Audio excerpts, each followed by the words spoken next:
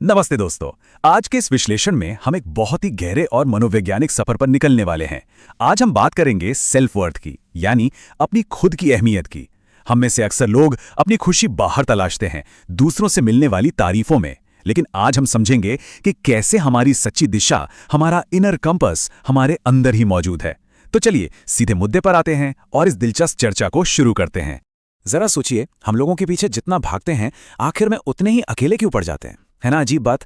हमें लगता है कि अगर लोग हमारी तारीफ करेंगे तो हमें खुशी मिल जाएगी, पर सच्चाई इसके बिल्कुल उलट है। आपने भी गौर किया होगा, जितना ज्यादा हम दूसरों की नजरों में अच्छा बनने की कोशिश करते हैं, अंदर से उतनी ही बेचैनी बढ़ती जाती है। आखिर ऐसा क्यों होता है? चलिए सबसे पहले इस बाहरी मान्यता यानी एक्सटर्नल वैलिडेशन के जाल को थोड़ा और करीब से समझते हैं। होता क्या है कि जब हम सिर्फ बाहरी दिखावे के लिए जीते हैं तो हम एक नकली नकाब पहन लेते हैं, एक फेक मास्क। और सबसे बड़ी गलती क्या होती है? हम अपनी खुशी की चाबी किसी और की जेब में डाल देते हैं। अब जब चाबी किसी और के पास है तो उनका थोड़ा सा भी इग्नोर करना हमारा पूरा मूड खराब कर देता है। ये बहुत थका देने वाला काम है। इसके बिल्कुल विपरीत, जो इंसान अपने अंदर जीना सीख लेता है, उसे एक ऐसी सच्ची स्थिरता मिलती है जो कोई उससे छीन नहीं सकता। तो यहां हमें अकेलेपन की परिभाषा को थोड़ा बदलना होगा। अकेलापन ये नहीं है कि आपके आसपास लोग नहीं हैं, बिल्कुल नहीं। आप एक भरी हुई भीड़ में खड़े होकर भी बिल्कुल अकेले महसूस कर सकते हैं। क्यों? क्योंकि ये एक मनोवैज्ञानिक स्थिति है जहां आप दूसरों पर इतने ज्यादा निर्भर हो गए हैं कि आपका अपने ही असली रूप से कनेक्शन पूरी तरह टूट चुका है। और यहीं से शुरू होता है सबको खुश रखने का एक नामुमकिन भ्रम, एक ऐसी रेस जिसमें थकान के अलावा कुछ नहीं मिलता। देखिए, अगर लॉजिक से भी सोचें तो एक ही वक्त पर पूरी दुनिया को खुश रखना पूरी तरह से असंभव है। ये उम्मीदों का एक ऐसा चक्र है जो कभी खत्म नहीं होता।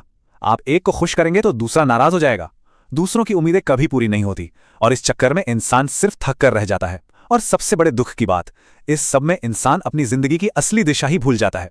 इस आधुनिक परेशानी को गहराई से समझने के लिए आइए थोड़ा पीछे चलते हैं और एक बहुत ही पुरानी पर बेहद सच्ची सूफी कथा पर गौर करते हैं।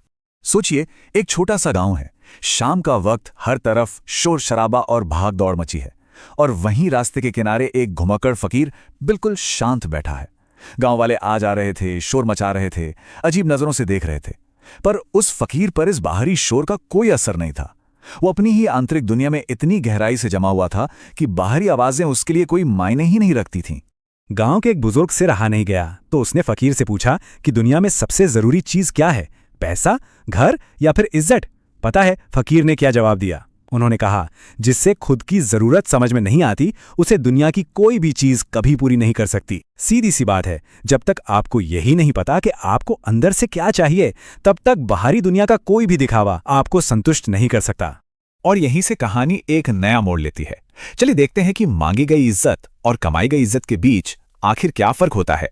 आज के समय की एक बहुत ही आम तस्वीर देखिए। उस फकीर के पास गांव का एक नौजवान लड़का आया। वो बहुत गुस्से में था। उसने कहा कि उसने दूसरों के लिए अपना सब कुछ दांव पर लगा दिया, सबकी खुशी का ख्याल रखा, लेकिन बदले में उसे कोई इज्जत नहीं मिली। ये लड़का उन लाखों लोगों का अक्स है जो दूसरों को खुश करते करते खुद को पूरी तरह से थका चुके हैं और अब खुद को ठगा हुआ महसूस करते हैं। उस लड़के की बात सुनकर फकीर ने एक ऐसा सवाल पूछा जो सीधा दिल पर लगता है। उन्होंने पूछा, तुमने सबके लिए बहुत कुछ किया, लेकिन क्या तुमने कभी अपने लिए कुछ किया? जरा रुकिए और इस पर विचार कीजिए। लड़का बिल्कुल सुन रह गया। उसने इज्जत पाने के लिए अपनी पूरी जिंदगी दूसरों के हिसाब से जी थी, लेकिन नतीजा बिल्कुल उल्टा निकला। यह हमारी जिंदगी का एक बहुत बड़ा विरोधाभास है, एक पैराडॉक्स है। फकीर ने समझाया कि जब आप किसी के पीछे भागते हैं तो लोग स्वाभाविक रूप से आपसे दूर भागते हैं, आपको कमजोर समझते हैं। लेकिन इसके उलट, जब आप अपने आप में रहना और खुद को समझना शुरू करते हैं तो लोग खुद ब खुद आपकी तरफ आकर्षित होते हैं। सम्मान तब मिलता है जब आप उसे मांगना बंद कर देते हैं। तो इस पुरानी कथा से हम आज के लिए क्या व्यावहारिक सीख ले सकते हैं? आइए समझते हैं कि सच्ची खुशी का असली स्रोत क्या है। असली बदलाव तब शुरू होता है जब आप बाहर के इस शोर को थोड़ा शांत करते हैं। शुरू में यह थोड़ा अजीब या अकेलापन भरा लग सकता है, पर जब बाहरी बवाल कम होता है तभी आखिरकार हमें अपनी खुद की आवाज सुनाई देती है।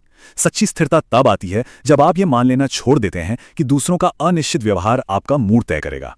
यहां सबसे बड़ी बात यह है कि इज्जत कभी मांगी नहीं जाती, ये हमेशा कमाई जाती है। और उससे भी अहम बात, सबसे पहले यह आपको खुद की नजरों में कमानी पड़ती है। दुनिया आपको ठीक उतनी ही इज्जत देगी जितनी इज्जत आप खुद अपनी करते हैं। जब आप खुद की अहमियत समझ जाते हैं तो दुनिया का नजरिया अपने आप बदल जाता है। तो इस पूरी चर्चा का निचोड़ क्या है? असली ताकत किसी बहुत बड़ी भीड़ को अपने पीछे खड़ा करने में नहीं है। असली ताकत तो पूरे आत्मविश्वास और शांति के साथ अकेले खड़े होने में है।